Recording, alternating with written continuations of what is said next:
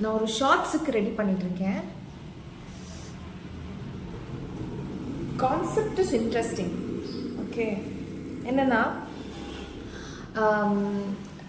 Different ஏஜில் நம்ம expectations என்ன இருக்கும், நம்ம லைக் நம்ம கட்டிக்கணும் இல்லை பையன் இல்லை பொண்ணு எப்படி இருக்கணும்னு எக்ஸ்பெக்டேஷன் எப்படி இருக்குன்னு. நான் ஏன் அந்த பக்கம் பார்த்துட்டு பேசிகிட்டு இருக்கேன். இந்த கேமரா ஆங்கிள் கொஞ்சம் மாற்றலாமா? வெயிட். இப்போ கரெக்டாக இருக்குது. ஓகே, அதுதான் கான்செப்ட். ஃபார் எக்ஸாம்பிள் 18ல் என்னோட எக்ஸ்பெக்டேஷன்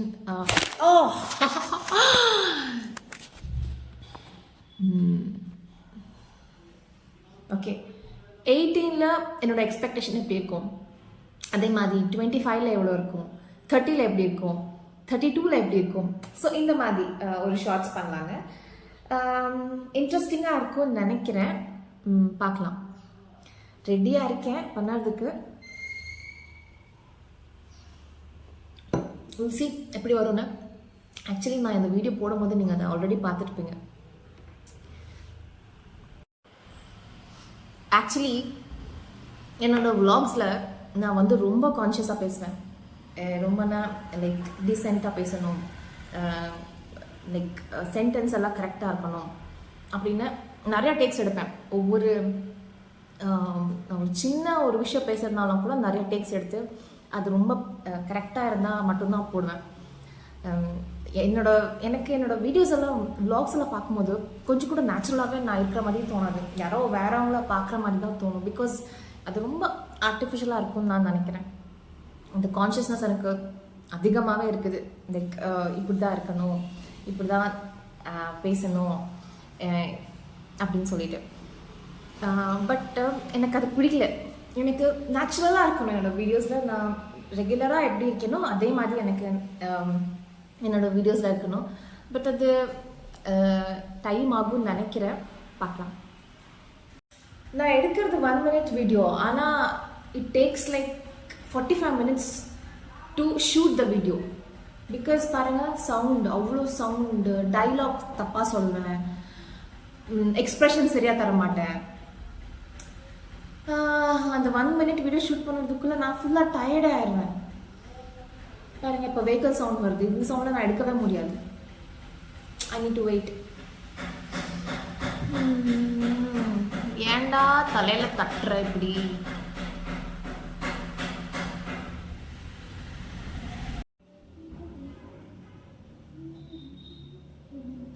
எவ்வளோ லாங் ஹேர் இருந்தது தெரியுமா? அதை போய் இப்படி கட் பண்ணிட்டு வந்துட்டேன். செம்ம லாங், இடுப்பு கீழே முடி இருக்கும் எனக்கு. I just miss my hair. But long hair maintain பண்ணுறது ஈஸியாக கிடையாது. அவ்வளோ மெனக்கட்டு அந்த ஹேர் நான் மெயின்டைன் பண்ணேன். பட் இந்த ஷார்ட் ஹேர் இது மெயின்டைன் பண்ணவே தேவையில்லை. ஓகே, பட் லாங் ஹேர் இருக்கும்போது நிறைய பேர் காம்ப்ளிமெண்ட்ஸ் கொடுப்பாங்க, எனக்கு ரொம்ப நல்லா இருக்குது முடி அப்படின்னு. எவ்வளோ ஒரு 3 years வளர்த்துருந்தேன் முடிய. அப்புறம் கட் பண்ணிட்டு வந்துட்டேன்னா தண்ணினால முடி ஹேர் ஃபால் ஆக ஆரம்பிச்சிருச்சா, அதனால வந்து கட் பண்ணேன். அது வேற எந்த ரீசனும் கிடையாது. பார்க்கலாம் மறுபடியும் அந்த மாதிரி முடி வளர்ப்பேன் நான் என்னன்னு சொல்லிட்டு. எனக்கு ஷார்ட் ஹேரும் பிடிக்கும். ஆக்சுவலி நான் லாங் ஹேர் இருக்கும் இல்லையா, அப்போ எனக்கு ஷார்ட் ஹேர் இருக்கணும்னு பிடிக்கும். ஷார்ட் ஹேர் இருக்கும் போது லென்த் ஹேர் வேணும் எனக்கு. இந்த மாதிரி ஏன் இந்த மாதிரி எனக்கு மைண்ட் செட் இருக்குன்னு எனக்கு தெரியல. உங்களுக்கும் இதே மாதிரி தானா, இல்லை எனக்கு மட்டும் நான் மட்டும் இப்படி தான் திங்க் பண்ணுவேன்னா? பட் லாங் ஹேர் சாரீஸ் போடும்போது நல்லா சூட் ஆகும். அப்புறம் அது வந்து வெஸ்டர்ன் ட்ரெஸ்க்கும் சூட் ஆகும் long hair. But short hair சாரீஸ்க்கு அவ்வளோவா செட் ஆகாது, வெஸ்டர்ன் ட்ரெஸ்க்கு நல்லா சூட் ஆகும். ஸ்டைலிங் ப்ராப்பராக பண்ணணும். நம்ம சாரீ போகும்போது ப்ராப்பராக ஸ்டைலிங் பண்ணணும் ஹேர், இல்லைன்னா நல்லாவே தெரியறதில்ல. This is what I feel.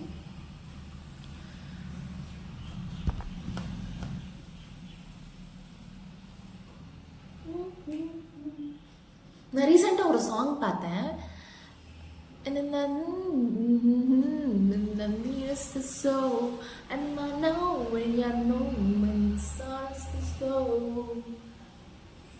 I like your hair, but I'm not singer. I'm running clear, because I am not singer. இந்த சாங் நல்லா இருக்குது. அந்த பொண்ணு பேர் ஷப்ரீனா. யா ஷப்ரீனா. நல்லா நல்லா இருக்கும். வந்து ஜாலியாக இருக்கும் சாங். கேட்டு பாருங்க சாங் நல்லா இருக்கு. இப்போ வந்துட்டு எடுக்கலாம், சவுண்டே இல்லை. நான் இப்போ எடுத்துடுறேன்னா. ஸோ நான் ஏஜ் வைஸ் பண்ணிட்டு இருக்கேன் இல்லையா, கொஞ்சம் ஒவ்வொரு ஏஜுக்கும் let me change my hair style.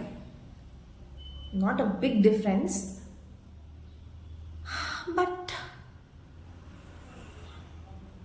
Okay. அந்த ஹேர் ஸ்டைல் வந்து 18 இயர்ஸ் கேர்ளுக்கு, இது வந்துட்டு ஒரு 25. ஓகே 25 இந்த மாதிரி ஹேர் ஸ்டைல் வச்சுக்கலாம். ஓகே ஃபைனலாக எடுத்து முடிச்சுட்டேன். எவ்வளோ டேக்ஸுங்க. இந்த டைலாக் டெலிவரி தான் வரமாட்டேங்குது எனக்கு.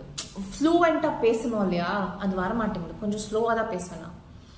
பட் ஷார்ட்ஸ்க்கெல்லாம் ஃபட் ஃபட் ஃபட் ஃபட் பேசிடணும். ஓகே இருக்கிறதே 1 minute. அதில் நான் மெதுவாக பேசுனா ஓகே அதுலேயே நிறையா டேக்ஸ் ஆகிடும். ஸோ நான் போய் நான் பிரேக்ஃபாஸ்ட் சாப்பிட்டுட்டு வந்துடுறேன். ஓகே ஷாருக் கான் மாதிரி கலரா இருக்கணும், மாதவன் மாதிரி அழகா சிரிக்கணும், அப்புறம் சிவகார்த்திகேயன் மாதிரி இதை சிரிக்க வைக்கணும். என்னை ரொம்ப லவ் பண்ணும், எனக்கு எப்போ சர்ப்ரைசஸ் கொடுத்துட்டே இருக்கணும். அதுக்கப்புறம் எல்லா ஒகேஷன்ஸுக்கும் கரெக்டாக கிஃப்ட் பண்ணிடணும், காஸ்ட்லி கிஃப்ட்ஸ். மெட்ரோபாலிட்டன் சிட்டியில் ஒரு 4 BHK ஹவுஸ், அப்புறம் ஒரு லக்ஸுரி கார் இருந்தால் பெட்டர். அதுக்கப்புறம் ஒரு 25 acres எஸ்டேட் இருந்தால் பெட்டர்னு நினைக்கிறேன். பிகாஸ் எப்போவும் ஒர்க் பண்ணிகிட்டே இருக்க முடியாது இல்லையா. ஸோ ஒரு பேக்கப் பிளான் எப்பவும் இருக்கணும். ஸோ ஒரு 25 acreல ஒரு எஸ்டேட் இல்லைன்னா ஒரு கமர்ஷியல் பில்டிங் இருக்கணும். I think this is more then enough for any girl. Simple. எந்த மாதிரி பையன் வேணும்? எந்த மாதிரி பையன் வேணும்னு? பையனாக இருந்தால் போதும், கட்டிக்கிறேன். மண்டேல முடி கொஞ்சம் கம்மி. பரவாயில்ல. ஏஜ் டிஃப்ரென்ஸ் இருக்குது. பரவாயில்ல. கொஞ்சம் குண்டா இருப்பாங்க. நான் கட்டிக்கிறேன்.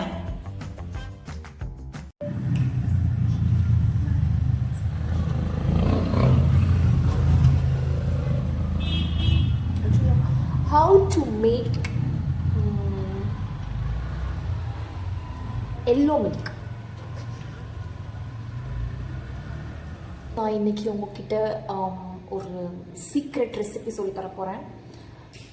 எப்படி பாலை வந்து ஹெல்தியாக எப்படி சாப்பிட்றது அப்படி வாங்க பார்க்கலாம். ஃபர்ஸ்ட் பாலை அடுப்பில் வச்சுட்டு மஞ்சள் போட்டுக்கணும். உங்களுக்கு எவ்வளோ தேவையோ அவ்வளோ போட்டுக்கோங்க. நெக்ஸ்ட் பெப்பர் எடுத்துக்கணும். உங்களுக்கு டிபெண்ட்ஸ் ஆன் உங்களுக்கு எவ்வளோ காரம் வேணும் அவ்வளோ. ஓகே உங்களுக்கு நிறையா ஸ்பைஸியாக இருக்கணும்னா நிறையா பெப்பர், இல்லைன்னா கம்மி. அதுக்கப்புறம் கொரியாண்டர் சீட்ஸ் போட்டு நல்லா இடிச்சுக்கணும். ஓகே பவுடர் பண்ணக்கூடாது, நல்லா ரஃப்பாக இடிச்சுக்கணும். பாருங்கள் இந்த மாதிரி. ஓகே நான் இப்போ எவ்வளோ பண்ணியிருக்கேனோ எல்லாத்தையும் எடுத்து பாலில் போட்டுடுறேன். போட்டு ஒரு நல்ல கலக்கிக்கலாம். ஸோ தட் நல்லா மிக்ஸ் ஆகும். சிம்மில் தான் வச்சுருக்கேன், ஹை ஃப்ளேமில் வைக்கக்கூடாது, சிம்மில் தான் வச்சுருக்கேன். ஓகே ஸோ நெக்ஸ்ட்டு இஞ்சி. ஓகே இதையும் நம்ம ரஃப்பாக இடிச்சுக்கணும். பாருங்கள் இந்த மாதிரி ரஃப்பாக இடிச்சுக்கிட்டாச்சு. இதையும் போட்டுக்கிறேன். ஸோ அவ்வளோதாங்க. இப்போ ஹை ஃப்ளேமில் ஒரு 5 to 10 minutes நல்லா கொதிக்கட்டும் பால். ஓகேவா? கொதிக்கும் போது ஒரு ஸ்மெல் வரும் பார்த்தீங்களா, அப்பா செம்மையாக இருக்கும். நீங்கள் வேணால் பண்ணி பாருங்கள். ஓகே ஸோ பாருங்கள், மில்க் பாத்திரத்தோட ஹேண்டில் உடஞ்சி விழுந்துருச்சு. நான் அதே தான் யூஸ் பண்ணிகிட்ருக்கேன். சேஞ்ச் இன்னும் பண்ணல, அம்மா வந்தோன்னே சேஞ்ச் பண்ணிக்குவாங்க. ஸோ ரெடி ஆயிடுச்சு இப்போ மில்க்கு. இப்போது நம்ம கிளாஸில் மாற்றி விட்டுறலாம். எவ்வளோ ஹெல்த் பெனிஃபிட்ஸ் இருக்குது தெரியுமா? இதை நம்ம ரெகுலராக குடிக்கிறதுனால ஸ்டாமினா இன்க்ரீஸ் ஆகும். மஞ்சள் போடுறோம் இல்லையா, அதனால இட்ஸ் ஆன்டிபயோட்டிக். அதுக்கப்புறம் ஜஸ்ட் லைக் ரசத்துக்கு போடுறது ஆல்மோஸ்ட் எல்லாம் போட்டிருக்கேன்னு நினைக்கிறேன் இல்லையா. ஸோ நல்லாயிருக்கும் டேஸ்ட். இதுக்கு நம்ம சர்க்கரை போடக்கூடாது, ஜாகரி போடணும். ஸோ நான் சர்க்கரை ஜாகரி ரெண்டுமே போடல, அப்படியே குடிப்பேன். எனக்கு அது பழகிருச்சு. பட் ஜாகரி போட்டால் செம்மையாக இருக்கும். ஒரு பாயாசம் குடித்த ஃபீலிங் இருக்கும். ஓகே ரொம்ப டேஸ்ட்டாக இருக்கும். ஸோ நான் உங்களை நெக்ஸ்ட் வீடியோவில் பார்க்குறேன். ஓகே ஸோ ட்ரை பண்ணி பாருங்கள் இந்த ரெசிபியை. So thank you so much for வாட்சிங் my video. Please keep supporting me. உங்கள் சப்போர்ட் எனக்கு ரொம்ப important. and I'll see you in the next video. Bye all.